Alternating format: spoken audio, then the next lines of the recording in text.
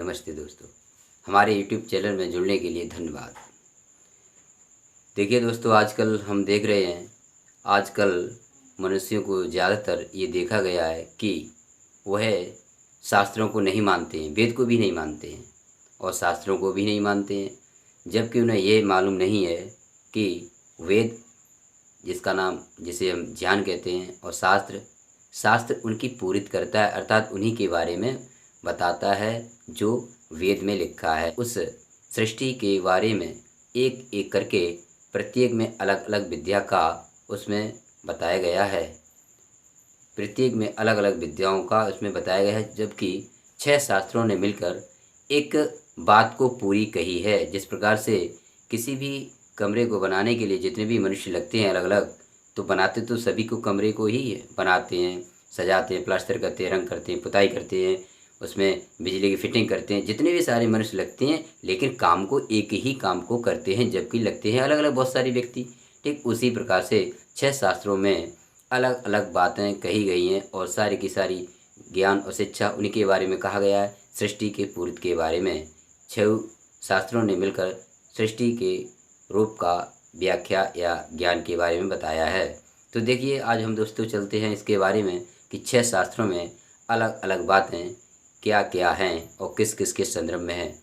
हम ये कह सकते हैं कि प्रत्येक कार्य को करने में ये 6 जो क्रियाएं बताई हैं 6 शास्त्रों में अलग अलग, वह प्रत्येक पर लागू होती है।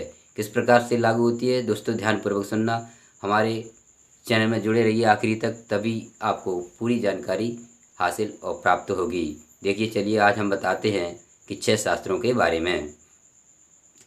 तो देखिए, मीमांसा जो है ये महर्षि जैमिनी ने लिखी है। मीमांसा महर्षि जैमिनी ने लिखी है। इसमें बताया गया है कि संसार में कोई भी कार्य ऐसा नहीं है जिसके करने में कर्म चेष्टा या प्रयास न किया जाए या किसी का उद्देश्य न हो। जो भी मनुष्य कार्य करते हैं, चाहे आप हों, चाहे हम हों, चाहे कोई भी व्यक्ति हो, कोई न कोई उद्देश्य हुआ करता है, कोई न कोई विचार अवश्य करते हैं, तभी उसी कार्य करने के शुरुआत करते हैं, अवश्य सोचा करते हैं। ये बात एक शास्त्र में कही गई है, ये कही गई है क्या नाम, मीमांसा।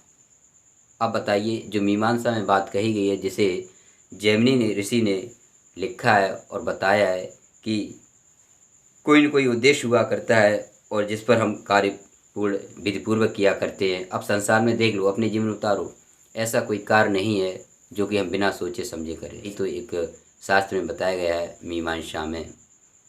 अगला है वैशेषिक। संसार में वैशेषिक महर्षि कणाद ने लिखा है, इसमें बताया गया है कि संसार में ऐसा कोई भी कार्य नहीं है जिसमें समय न लगे, अर्थात समय सभी में लगता है, समय सभी में लगता है। ऐसा कोई काम ही नहीं है जिसमें समय न लगे, समय सभी में लगता है। तो यह बात महर्षि कणाद ने वैशेषिक शास्त्र में बताई है, जो कि हम अपने जीवन में भी यदि कोई कार्य करते हैं तो समय तो अवश्य लगता है।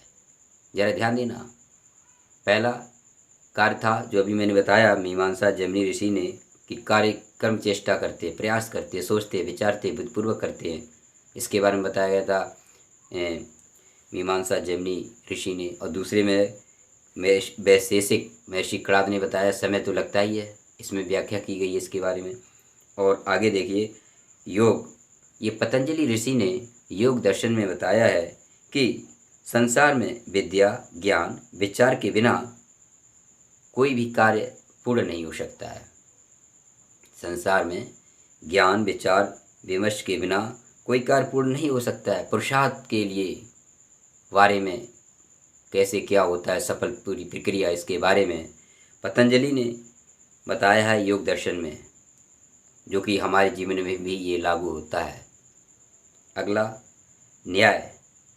न्याय ये दर्शन है, गौतम ऋषि ने ये लिखा है, बताया है इसमें प्रकृति कारण उपादान के बारे में, अर्थात प्रकृति जो कि बहुत सूक्ष्म होती है, प्रकृति बहुत सूक्ष्म होती है, इसके बिना कुछ न बन पावे। अगर प्रकृति न हो तो इसके बिना कुछ हो ही नहीं सकता। जिस प्रकृति का मतलब है, आप यूँ ही मानो जिस प्रकार से पदार्थ, मटेरियल, यदि हम कोई कमरा तैयार करते हैं, कोई हम मकान बनाते हैं, कोई हम स्कूल या बिल्डिंग बनाते हैं, तो उसके लिए मटेरियल की आवश्यकता पड़ती है। तो मटेरियल के बारे में जैसे कहते हैं प्रकृति। अच्छा बताइए, मटेरियल के बिना कोई हम मकान या कोई बना सकते हैं कमरा? नहीं बना सकते ना। तो वही है प्रकृति, मटेरियल है। मटेरियल इस संसार को विकृति रूप दिखाई दे रहा है, ये प्रकृति का ही तो रूप है, विकृति रूप। इसके बारे में बताया गया है। और पांचवा है सांख्य दर्शन में। सांख्य दर्शन में कपिलाचार्य ऋषि ने लिखा है, वो बताते हैं कि संसार में बनाने की सामग्री न हो, संसार में बनाने की सामग्री न हो तो कुछ भी न बन सके। अब बताइए, उन्होंने व्याख्या की है कि बनाने की सामग्री न हो तो कुछ बनेगा ही नहीं। इसके बारे में बताया गया है। तो ये कपिलाचार्य ने बताया सांख्य में। और वेदांत जो कि अंत का है, वेदांत यानी वेद के अंत में अर्थात लास्ट का, इसमें बताया गया है। ये वादरायण व्यास ने लिखा है वेदांत। इसमें बताया गया है कि यदि संसार में बनाने वाला यदि न बनावे तो कुछ न हो पावे। अर्थात ये सारी की सारी क्रियाएं तो पूरी हैं, और यदि बनाने वाला न बनावे तो ये भी अधूरा ही रह जाएगा, न बन पाएगा। तो इसके बारे में बताया गया है वेदांत में, ब्रह्म के बारे में। तो दोस्तों, इसमें बहुत से भ्रमजाल थे, तो हमने इसके बारे में आपको यहाँ बताया। और शास्त्र को, शास्त्र का मतलब होता है, इसे दर्शन भी कहते हैं। शास्त्र साक्षात करना, अर्थात ज्ञान के सटीक बारीक अध्ययन पे अंतिम छोर पर पहुंचने की प्रक्रिया को, जानने की प्रक्रिया तक पहुंच जाते हैं, साक्षात कर देते हैं। इसे ये लगता है जैसे हमने दर्शन किया हो, इसे दर्शन भी कहते हैं शास्त्र को। क्योंकि दर्शन का मतलब होता है साक्षात करना, मिलना। दर्शन का माना देखना। हमारे ऋषि मुनि इसी पर खोज करते हुए ये एक एक शास्त्र, एक एक अलग अलग विद्याओं का वर्णन है। ये सभी 6 शास्त्र मिलकर यानी सृष्टि के रूप के बारे में वर्णन करते हैं। इसमें आपस में कोई विरोध नहीं है, अविरोध हैं। तो इन्हीं के साथ आपने इसे ध्यानपूर्वक सुना, इसलिए बहुत बहुत धन्यवाद। इसमें जुड़े रहिए और देखिए, और भी बेहतरीन आपके सामने बात को रखेंगे, बताएंगे, जिससे हम सबको लाभान्वित हो और समाज में सही संतुलन बना के चलने के बारे में भी आगे बताते रहेंगे। जुड़िए रहिए हमारे इस चैनल में।